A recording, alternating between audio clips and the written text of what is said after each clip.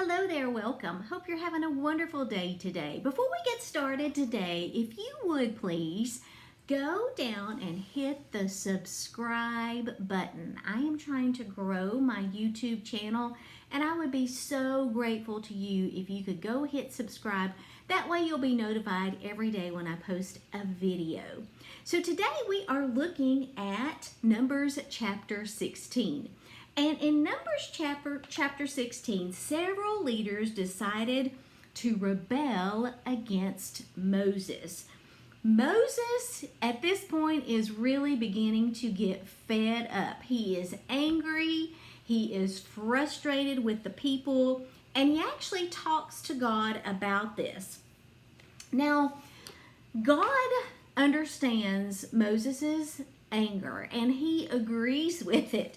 And he actually wants to take care of these people, get rid of this wickedness. And Moses, as he usually does, intercedes on behalf of the people to try to save them from God destroying them. In this chapter, we read about Dathan and I think it's Abiram. And when Moses is frustrated, God becomes frustrated. And Moses tells the people, he's like, if you don't believe that I am doing what God tells me, or if you don't believe that I have been appointed by God, let's see who God takes care of and who God reacts to. And so about halfway through the chapter, it says in verse 25, Moses got up and rushed over to the tents of Dathan and Abiram, followed by the elders of Israel. Quick, he told the people, get away from the tents of these wicked men and don't touch anything that belongs to them.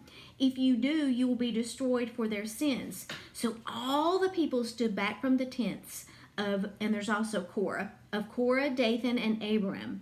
Then Dathan and Abiram came out and stood at the entrance of their tents, together with their wives and children and little ones. And Moses said, this is how you will know that the Lord has sent me to do all these things that I have done, for I've not done them on my own. If these men die a natural death, or if nothing unusual happens, then the Lord has not sent me. But if the Lord does something entirely new and the ground opens up its mouth and swallows them all and their belongings and they go down alive into the grave, then you will know that these men have shown contempt for the Lord. He had hardly finished speaking the words when the ground suddenly split open beneath them. The earth opened its mouth and swallowed the men, along with their households and all their followers who were standing with them and everything they owned. So it's a powerful example of not testing God, and God can send us clear signs about things. So the footnote I want to share with you from today's chapter says, one of the easiest ways to fall away from God is to look at our present problems and exaggerate them. Dathan and Abram, these are the ones that were just swallowed up, did just that. When they began to long for better food and more pleasant surroundings, Egypt, the place they had longed to leave, was now looking better and better. They were ready to look past the slavery and taskmasters because they were thinking about the mouth-watering food. These two men and their followers had completely lost their perspective. When we take our eyes off God and start looking at ourselves and our problems, we begin to lose our perspectives as well. Overrating problems can hinder your relationship with God.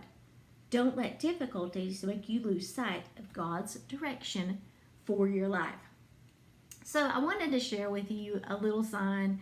I debated on whether or not to share this, but God is prompting me to, so I'm following his prompting. So those of you know me know that God often sends me messages or signs through white feathers. And I've written a couple of blogs about this. I won't go into the stories behind that, but for some reason yesterday, as I was getting ready for church, usually I'll turn like a podcast on or a YouTube video, and a YouTube video popped up about end times prophecy. And I didn't turn the video on, but I was just kind of, talking with God. And I was like, God, the signs are here that you should be returning soon, but, is that true? I would like to know if you will be returning soon. And I just said, God, if you're going to be returning soon, send me a white feather sign. And then I thought, well, soon, I need to define soon. So soon could be 100 years to God, and it could be 10 minutes to me. So I went on to say, God, let me rephrase it this way. If you will be returning during my hour, my lifetime, send me that sign. So I just went on my way, went to church, didn't think anything about it. As we came out of church yesterday, Chris says, there's a white feather. And I'm like, yes, there is. And he's like, there's another one. And I'm like, yes, there is. There were probably 10 white feathers right there in the church parking lot. So I was taking that as a sign from God that our time is drawing nigh. Now, soon could be this year, soon my lifetime could be 30 or 40 years from now. But I think that we should take the signs that we are seeing seriously. The Bible tells us that no one, not even Jesus, knows the exact time that God is going to come back and rapture the church.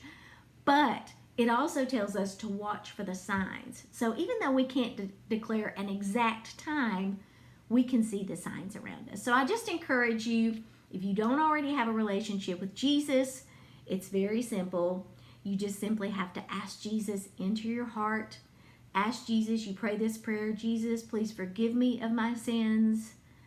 I believe that you were crucified on the cross, and on the third day you arose from the dead, and my sins are forgiven because of the sacrifice that you've made. And that's all you have to do. So just God's prompting told me to share that today. Thank you guys for watching. Have a great rest of your day.